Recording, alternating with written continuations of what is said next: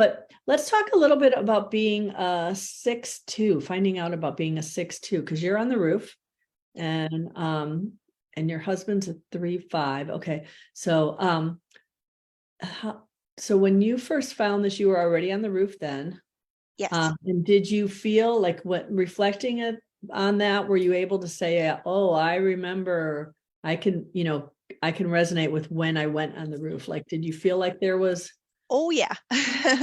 There, I can kind of pinpoint what was happening around my Saturn return and everything. It was a very kind of pivotal time in my life. But what I had found, what I realized most when I looked at this whole 6'2" profile, was all the sort of experimenting that I did in my first 30 years, and how I wanted a little bit of this and a little bit of that, and just kind of soaking everything in, and just being very open and very curious. That's a big reflector trait as well, but it is part of that 6 line. And then I had a pivotal time in my life right around that age 30, and looking back, I'm like, of course. And it's funny, my dad is also a 6'2" reflector, and he had about the exact same experience that I did when he was around 30. And just seeing that was really, really interesting. I grappled a little bit with what it meant to be on the roof, because in sort of technical terms, it makes it sound like we're stepping back out of society, out of the depths of involvement with human design, and we're just kind of sitting back and watching. And that didn't really resonate with me. And what I realized was, it's more about I think being a little more expansive and mindful around the broader themes that are going on, and using the first 30 years, the wisdom that comes from that, to try to make sense of things. And I will say, a lot of things have made more sense for me while I've been on the roof. And so I'm just so curious to see what's going to happen next, and like what the next 10 years or whatever are going to bring. And then coming off the roof, that'll be really fun.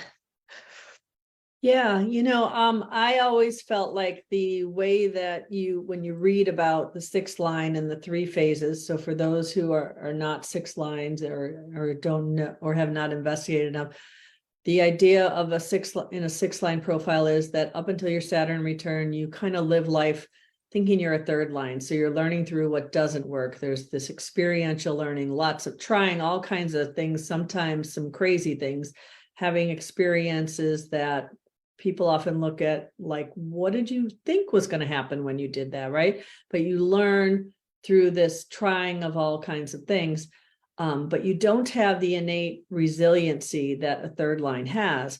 So your body just kind of goes, what are you doing to me? I'm done. And by the time your Saturn comes in at your Saturn return, it's like teaching you these lessons, which your Saturn gates are what again? What are your Saturn gates? I don't know that offhand.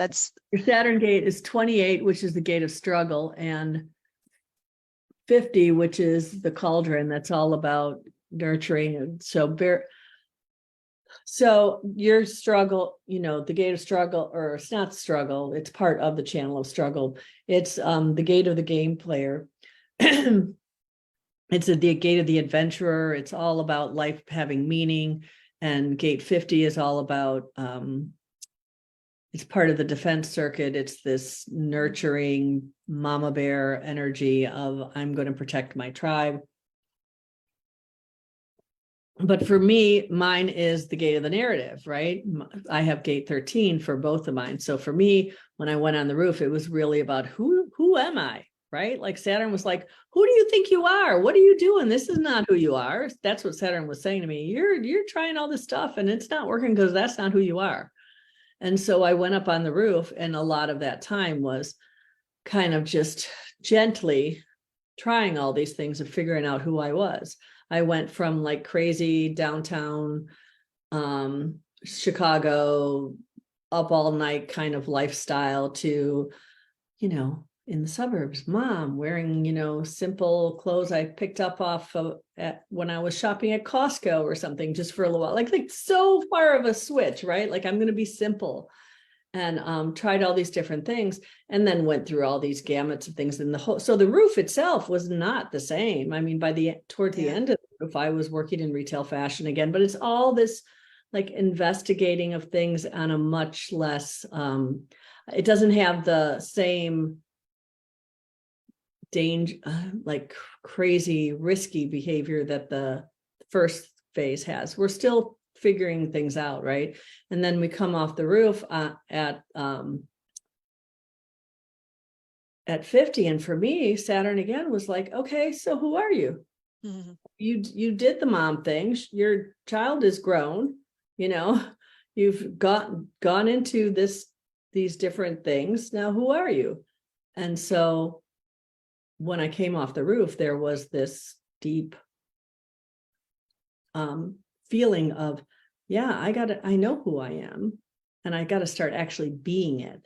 So it's hard for me to separate the themes of my Saturn gates from the role model, you know, the 3-phase process. And so the being on the roof is a lot of figuring out the themes of your Saturn gates, I think, really come into it, even though we always talk about it in terms of your Chiron, you know, coming off of it as part of your Chiron. So anyway, but that's my thoughts on it.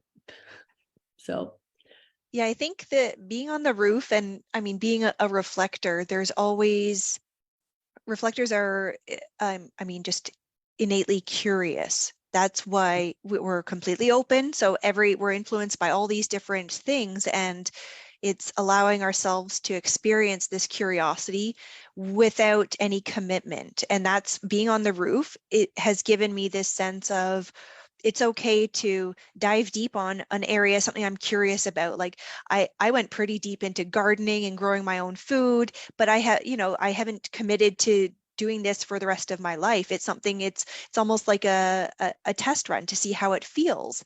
And I'll do it as long as it's fun, and then I can just drop it if I don't want to. But I think that's a big part of being a reflector, is allowing ourselves to have space for curiosity